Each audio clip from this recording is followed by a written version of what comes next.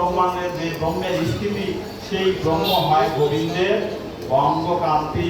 ব্রহ্মযুগের সমগ্র পৃথিবীতে যে শক্তি বিদ্যমান, সেই শক্তি হচ্ছে ভগবানের অঙ্গকান্তি। যস্য প্রভা প্রভাগত দগৎ দণ্ডকটি, যার প্রভা হচ্ছে সমগ্র সৃষ্টি, সেই শক্তিতে তিনি ব্রহ্মরূপে বিরাজমান আছেন।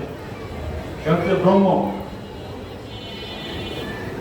সেই ব্রহ্মরূপে ভগবান সর্বত্র আছেন, আর আত্মারূপে ভগবান প্রত্যেকের হৃদয়ে অবস্থান করছে। এই বাসুদেবকে জানাই হচ্ছে, আর স্বামী হচ্ছে অজ্ঞান, অবিদ্যা, আর এটি হচ্ছে বিদ্যা। তাই শ্রীমদ্ ভাগবত এই বিদ্যাকে প্রকাশ করেছেন।